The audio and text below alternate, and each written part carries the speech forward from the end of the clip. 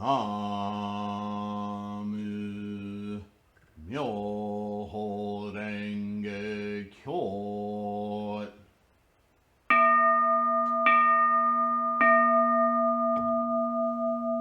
Nam-myoho-renge-kyo. Nam-myoho-renge-kyo.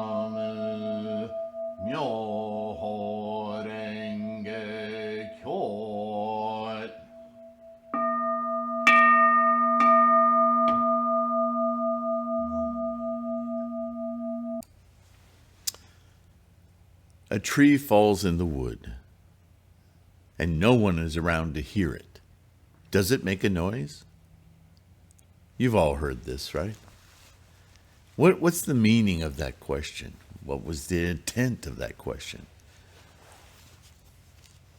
Let's talk about that today. Nam-myoho-renge-kyo. Thank you. Welcome, my friends.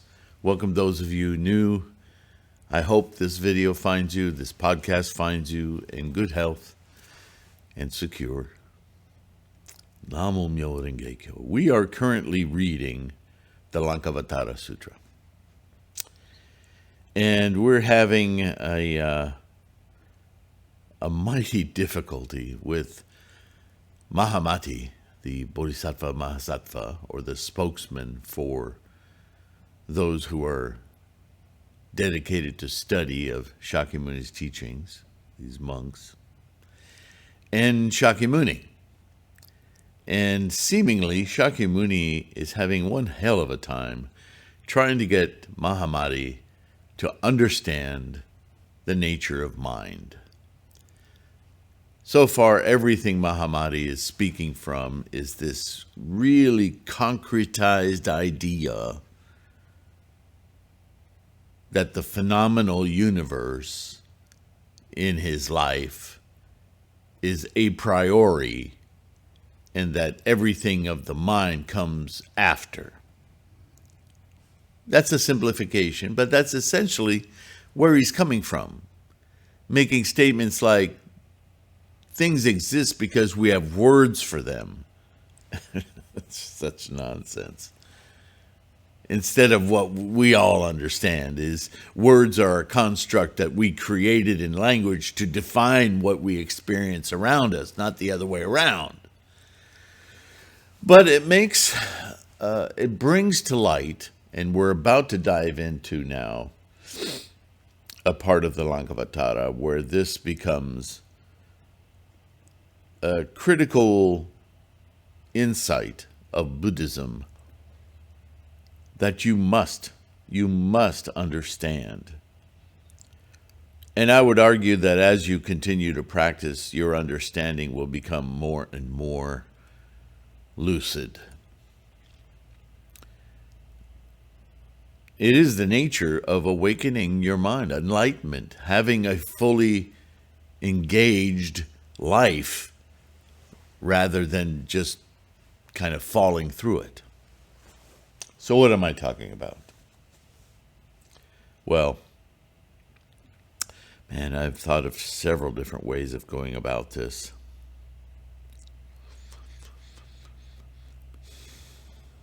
So let's answer the question, does the tree make a noise? Of course it makes a noise. What it calls to question is, does the noise the tree make, is it dependent upon an observer, a participant, in other words? If you don't hear it, then the noise doesn't exist. That's a super egotistical, right? Anthropomorphic bias to life, to the universe, to everything. My eyes are really bothering me this morning, so I apologize if I'm picking at them. Or as I'm picking at them. So it's an idea you can expand or contract in different ways to try to identify the nature of the problem here. I was talking to someone yesterday about this, and language, it's very difficult to capture this in language because, like the conversation that I've had with you guys about taking offense, somebody can rail at you or hurtle insults at you or whatever. And we find ourselves in our lives, especially young lives, greatly offended. And our offense can take all sorts of forms. But say somebody is saying, you're fat, you're ugly, blah, blah, blah. Oh, I'm fat, I'm ugly. We're so absolutely consumed with identity. See, that's the first clinging, that's the first attachment. Instead of, and these are the kinds of life lessons we used to learn in school and in families, but that's all destroyed now. We just have social media and everything's a popularity contest and shifting. I'm tirade alert. But the fact of the matter is, if somebody calls me fat and ugly, it makes me laugh because they're not saying anything about me. Please hear that again. Somebody calls me fat and ugly, they're not saying anything about me. And they're just trying to hurt you. But that's not even important. Why are they trying to hurt me? What kind of turmoil, fear, and identity crises is that person going through that they feel motivated to try to harm me with words? That's actually quite sad and pathetic. It's actually something I laugh because you're not having the effect that you think you're having. And at the same time, I'm sorry I'm laughing because obviously you're really struggling with your identity. Everything you're expressing, not you, but the person who's assailing me, assaulting me, isn't assaulting me. They are motivated to assault because of a condition of their wellness. That's pity. And they're cutting themselves off from assistance. What is motivating you to feel such pain? You're not doing anything to me. That's just air moving by my ears. But boy, if you're attached to identity, right? Identity requires an interloper. How am I perceived? Oh my goodness, that's so important. The hell it is. You perceive you, not others. You're looking for your identity in others? Oh my goodness, are you in sad shape? You see, through the lens of Buddhist thinking, certain things become exceedingly obvious.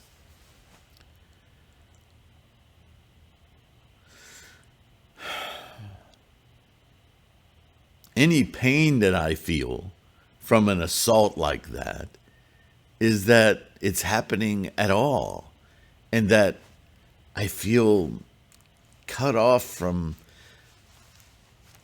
healing that, making that better. Why are you displaying such terrible pain? It's painful to watch, but it's not painful to me.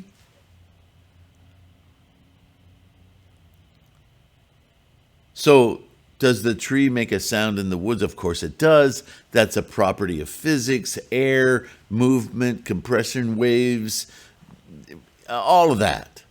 Doesn't require a human, this egotistical, fantastical manifestation with a sentient mind. That is not the a priori of the universe.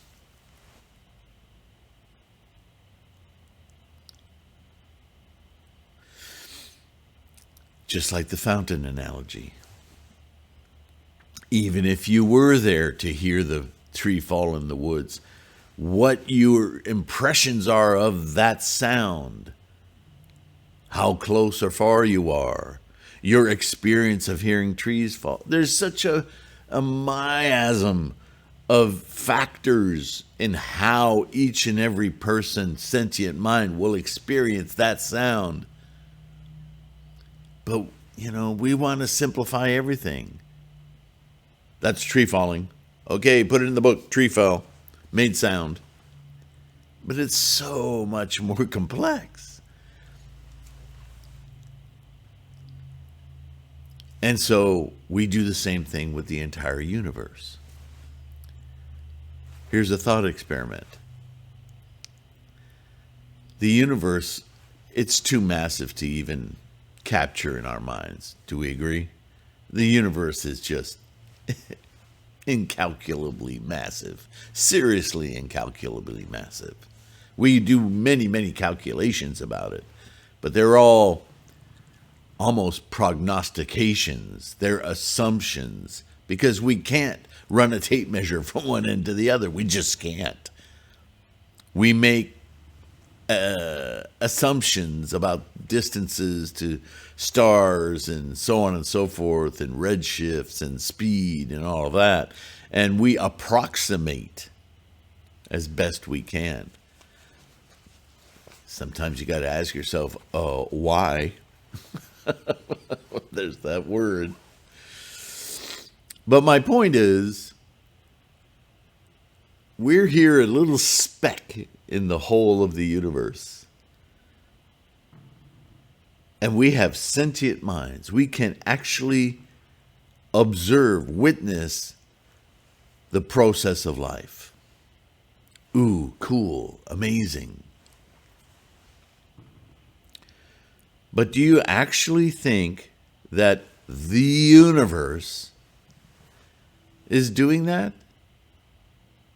Let me rephrase. Do you think that, because right now stars are forming in nebulae, we tend to think in very static terms, don't we? That's our human dis-ease. All the stars is all the stars. No. First of all, we know that all the stars include stars that no longer even exist. It's just that the light traveling from where they once were is just now arriving for us to witness. Ooh, that's a little unsettling, right? The time machine aspect of telescopes and so forth. Looking into our past, billions of years into our past, like it's real today. But it's not. It's gone. Not all of them, but you get the point, right? But at the same time as we perceive that, there are stars right now forming that have never been. And as we watch those form, we also are looking back in time. So they're here, but we can't see them. We see them forming. That's brain-twisting stuff, yeah? And black holes forming. So, is the universe feeling those things? Is it watching a star being born and going, good on you, yay, star? Is it making a black hole and going, careful? This idea, this anthropomorphic idea that the universe has a persona, it's completely contrived in our ego of identification. Does the universe know that we call it a universe? Maybe we don't know what it's called. Maybe it calls itself Bruce. Bruce is expanding, is making black holes and stars and seriously, it's quite ridiculous, isn't it? Imposing our mindset on everything. I have a habit that I observed from childhood, and when my father would get angry at something not working out, he would insult and rail at the hammer and the wrench or the pipe or whatever it was that he identified as the source of his pain. Anthropomorphizing everything. And I do it as a release for frustration. But as I do it, kind of alleviate my frustration because it's funny. I know, of course, the hammer had no intent to hurt me or do this thing wrong. It's me, silly me, that's doing that. Either I'm not paying careful enough attention or I'm denying reality in some way, but it's all going on in my perceptive mind. Yeah?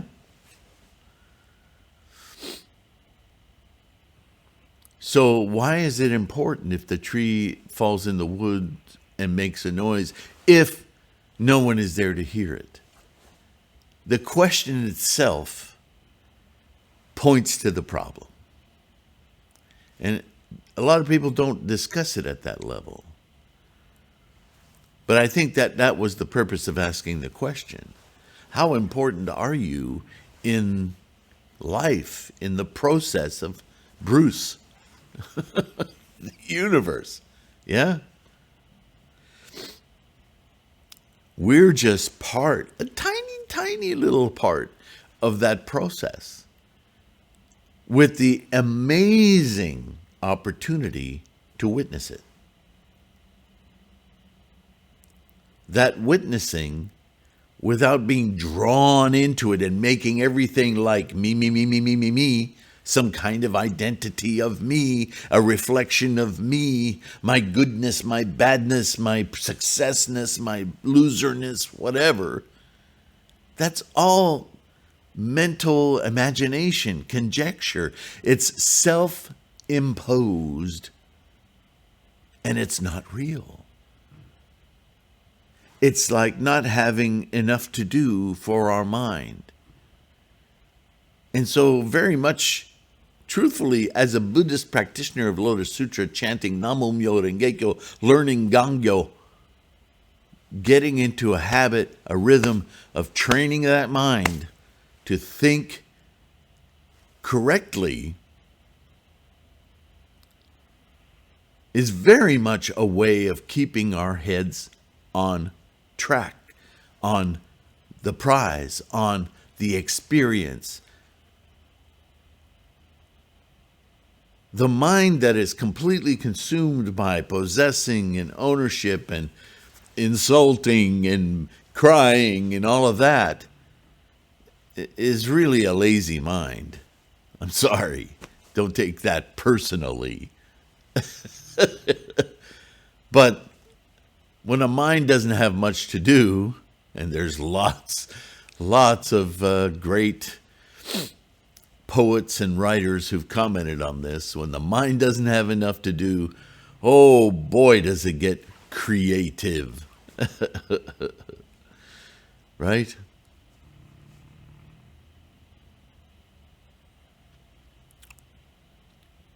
There's so much to appreciate about everything that's happening in every moment of life, of Bruce, of the universe. I keep doing that, sorry.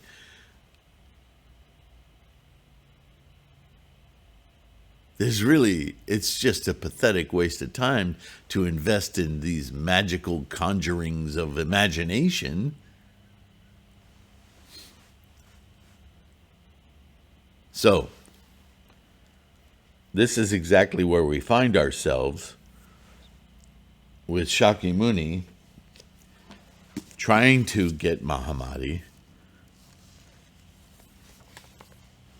to understand this problem. Here we go. I might separate that out into its own clip.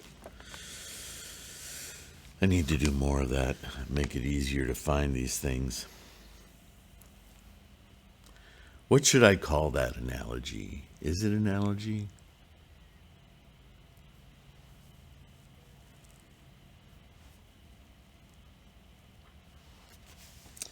Further, Mahamati says, because he's not done challenging Buddha, now, according to the emancipated one, all things are unborn and resemble Maya, a dream. But, emancipated one, here we go. Is there not the fault of contradiction between the previous statement and the latter one? It is asserted by you, that all things are unborn is due to their having the nature of Maya. So he's talking about emptiness. He's saying that when you truly perceive the nature of things, they're imagined to be static and real and held onto. It's not that they're not. It's that your imaginings makes them permanent. It's a form of possession, identification. That's the problem, Mahamati. Not that things don't really exist, but that you're grasping at them to make them yours. But Mahamati can't get this through his head. So he's saying, it is asserted by you that all things are unborn because they're like a dream. You know what he's going to ask, don't you? But if they're there, how can they be a dream? So let's go. The emancipated one, Shakyamuni, Mahamati, when all things are asserted to be unborn because of their having the nature of Maya, there is no fault of contradiction between any previous statement and my latter one. Why? Because birth is no birth. When it is recognized that the world that presents itself before us is no more than mind itself. Now, how much more clearly does he have to say it? He's not talking about the thing. He's talking about your perception of the thing, what you make of the thing. And as to all external objects of which we state that they are or are not, they are to be seen as non-existent and unborn. And thus, Mahamati, there is no fault of contradiction between my previous statement and my latter one, but Mahamati, in order to cast aside the philosopher's thesis on birth by causation, it is asserted that all things are like Maya and unborn. Mahamati, the philosophers, who are the gathering of the deluded, foster the notion of deriving the birth of all things from that of being and non-being, and fail to regard it as caused by the attachment to the multitudinousness which rises from discrimination of the mind itself. Mahamati, no fear rises in me by making these statements. In this light, Mahamati, the term unborn is to be understood.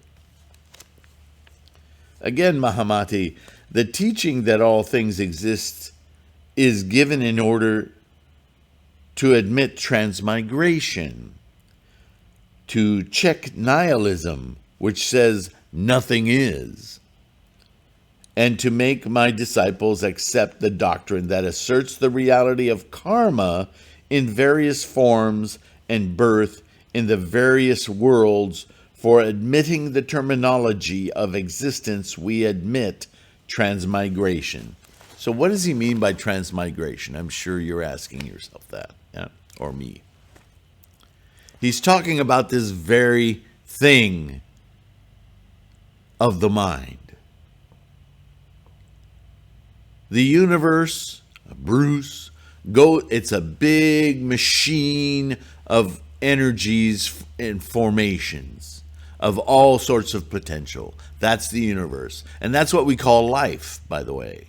This formation of this myriad potentials manifesting moment to moment. But here a sentient mind comes along and says, oh, there's a that, there's a that, there's a this. And we mistake that observation of manifestations as a permanent, extant thing. That thing is doing what it thinks. The universe is universing. Stars are starring. Black holes are black holing. If we replaced all of the nouns that we used with verbs, we would be much closer to the truth.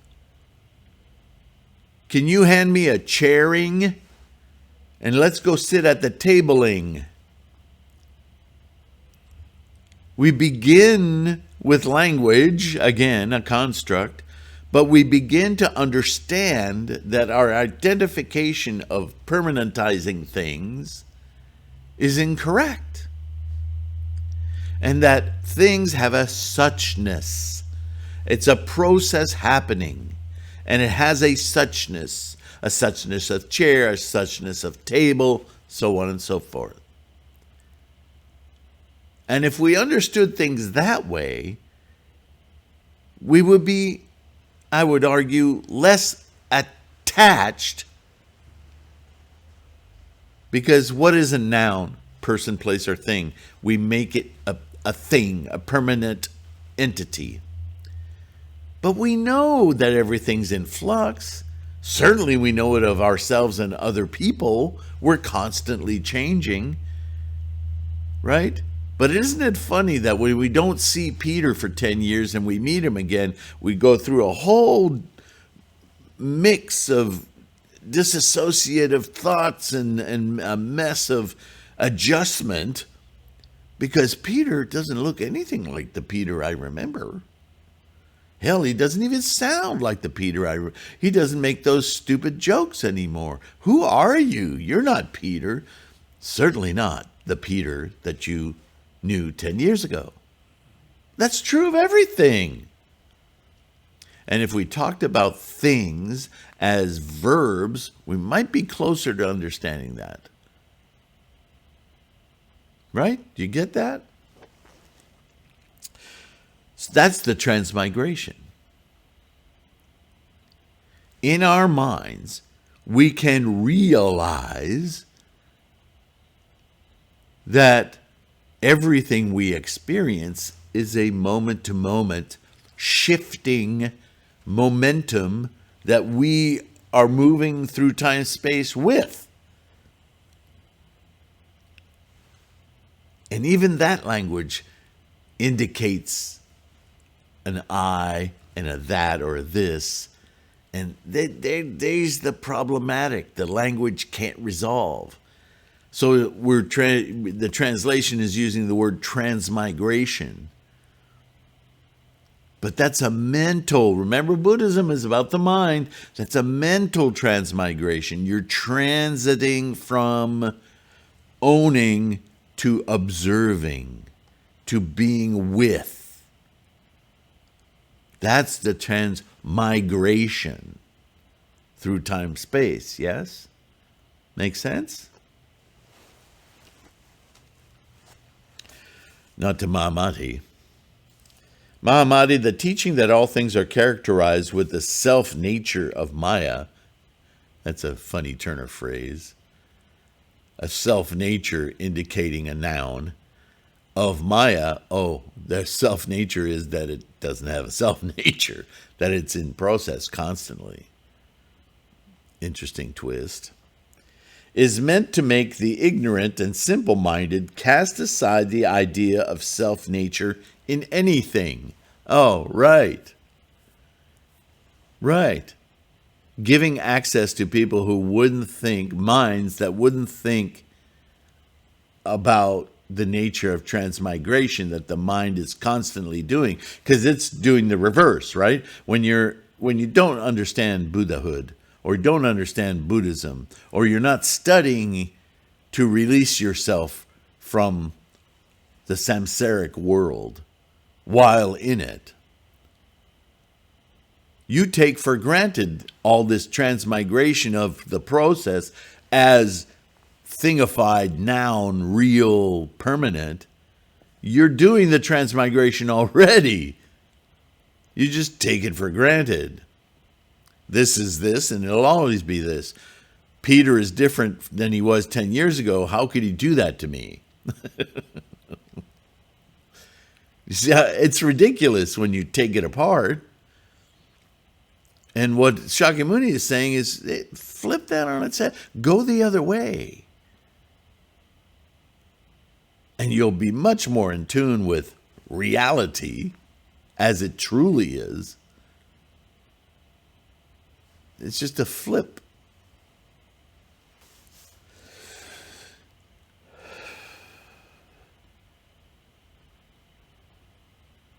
As they cherish the thoughts characterized with error, as they do not clearly grasp the meaning of the world which is no more than the mind itself, they imagine and cling to causation, work, birth, and individual signs, characteristics.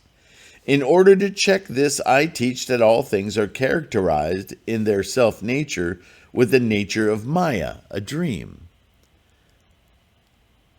Empty. That you're grasping at something that's already gone, like the stars in a telescope. Not all of them, but you understand, right, what I'm saying? Attached to erroneous thoughts, they contradict both themselves and others by not seeing that all things as they really and truly are. Mahamati, to see all things as they really and truly are means to realize that there is nothing to be seen but mind itself. Not that there is nothing, but that in the mind is the structure of permanentizing, owning, right? Attachment. And that's not a real thing. That's a mind-created relationship. And the source from which all our pain and anxiety comes from, we're doing it to ourselves. So it is said, in the theory of no birth, causation is not accepted, as is maintained by the ignorant. Where existence is accepted, transmigration prevails. Seeing that all things are like Maya, etc., one does not discriminate individual signs. You observe the characteristics of things as they manifest. Certainly, you're a witness, but you don't assign a permanence to those discretions. You're simply experiencing them in that particular time space, yes?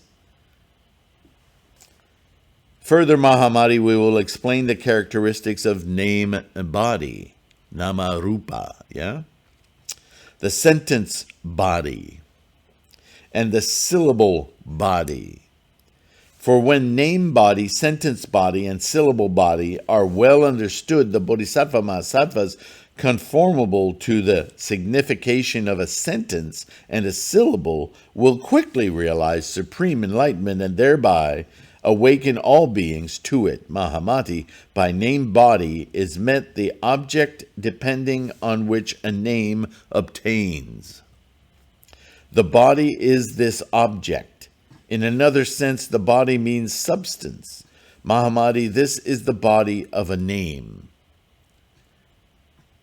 So this is the assignment by naming, by identification of static-fying things into nouns. By the body of a sentence is meant what it signifies. So if we understood that when we say chair, we're signifying a suchness of what we label chairing, that would be one thing, but that's not what we do. What we do is we signify the suchness of a chair as a permanent noun, chair, and never anything else, chair. That's a mental construct. That's not reflective of what's actually happening. So when we say in Gangyo, the universe is our environment is a reflection of ourselves, that's what we're identifying, is that transmigration. To understand that the chairing suchness is a suchness of my perception and not your perception. We each will perceive the suchness of chairing to our satisfaction individually. Remember the fountain analogy? There it is again. Some of us may not even see the chair chairing. We may miss it altogether. In another sense, it completes its reference. Mahamati, this is my teaching as regards the sentence body. By the syllable body is meant that which names and sentences are indicated. It is a symbol, a sign. In another sense, it is something indicated. It's the transmigratory process that says, I'm experiencing something, I need now to identify it. Let's make it nama-rupa. Let's assign an identity to it that I can fulfill my identity. You see how much he dissects the activity of mind? Again, Mahamati, the sentence pada, body, means the completion of the meaning expressed in the sentence. I've now anointed you thing. Again, Mahamati, a name or a letter, nama, means each separate letter distinguished as to its self-nature from a to ha. Again, Mahamati, a syllable of Vyanjana is short, long, or lengthy. Again, Mahamati, regarding the sentence body, the idea of it is obtained from the footprints left on the road by elephants, horses, people, deer, cattle, cows, buffaloes, goats, rams, etc. Right? It has a memory, an assignment, an epistemology. Perfect word. How our thoughts are constructed on previous thoughts rather than being contemporaneous. Right? Again, Mahamati, names, nama, and syllables belong to the four skandhas, which, being formless, are indicated by names. Thus are names made.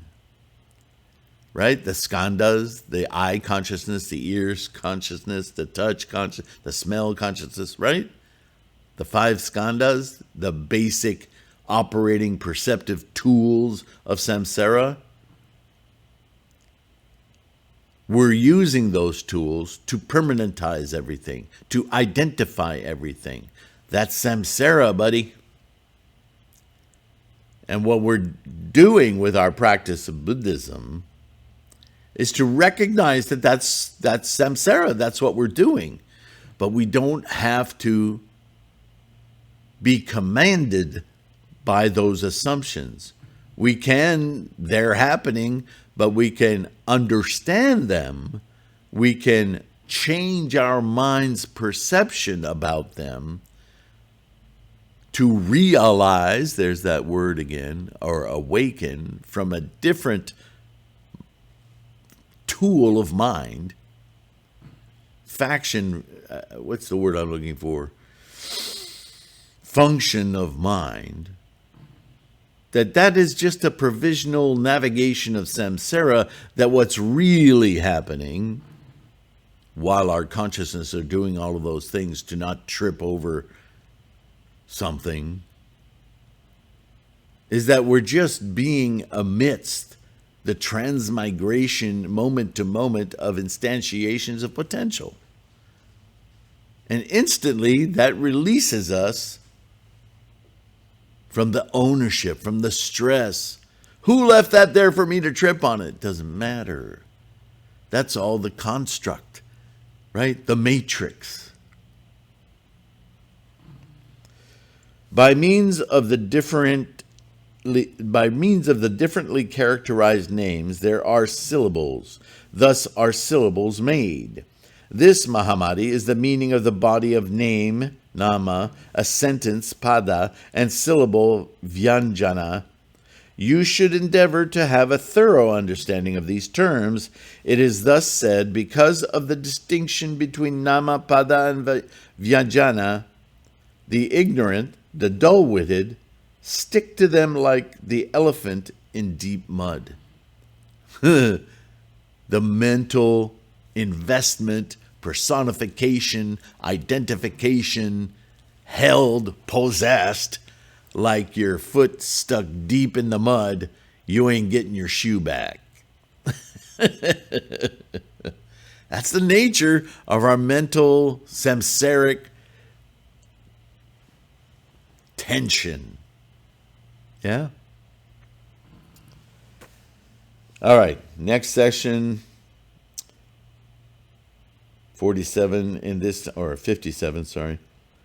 Further, Mahamati, in the time to come, those wrong-headed ones who are inclined to false speculations owing to their deficiency of knowledge concerning truth and cause may be asked by the wise regarding that which is liberated from the dualistic conceptions of things, such as oneness and otherness, bothness and non-bothness, and thus asked, they may answer, saying, it is no question, it is not at all properly put. That is to say, the question are form, etc., and transiency to be considered one or different.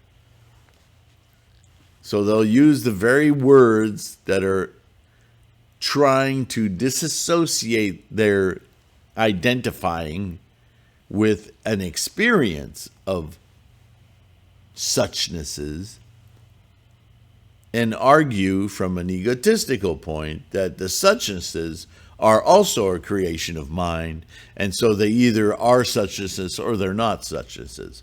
Wow, what a word cluster F.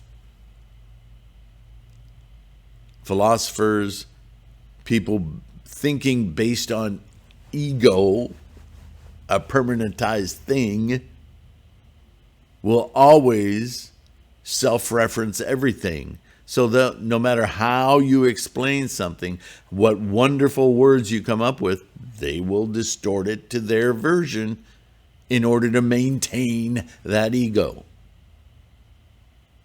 And isn't that what we all do in life? That's what we run into all the time.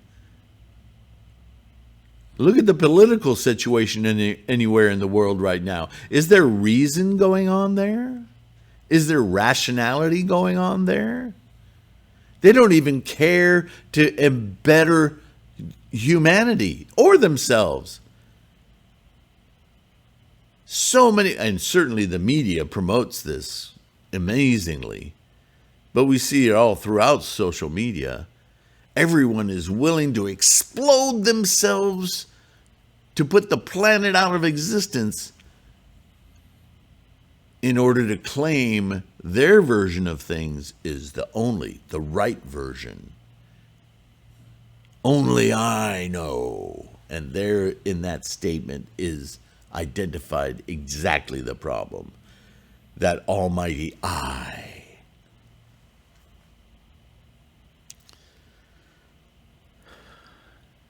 elephant's foot in the mud indeed. There's no reason at all.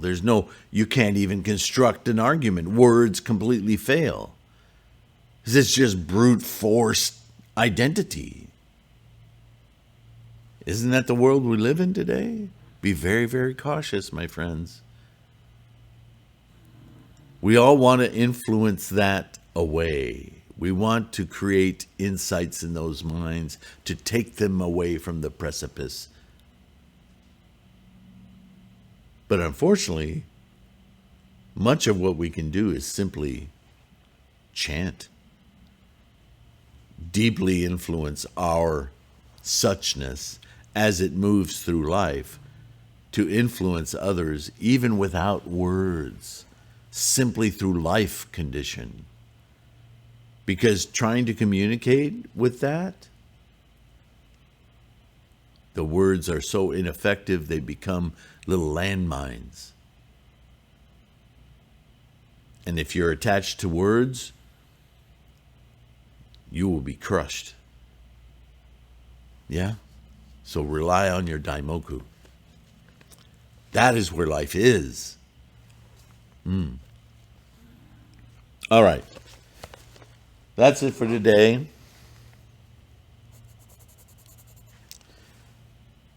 If you have any questions or anything to add that would be helpful to transmit this message of transmigration and the functions of the mind, I'd love to hear it. Use the comments.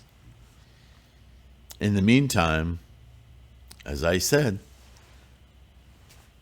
be careful. Take care of your health.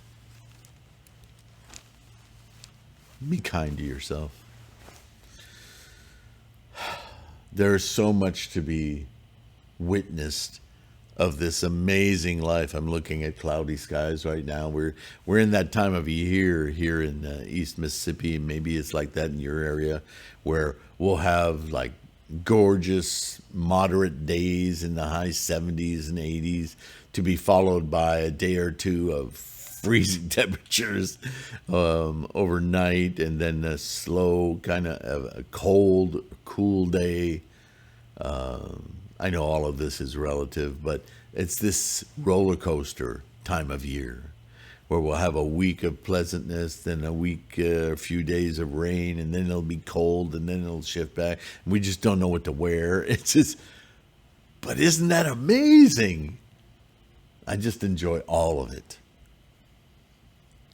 And I'm not denying there's some frustrations when you step in the mud, for instance. And Mississippi is legendary for its mud. Anyway, I digress. Enjoy your experience of life. It is so immense. You can't possibly exhaust it. And I'll see you in the next one. Take care of yourself. Thank you for being here. And I'll see you in the next one. Bye for now.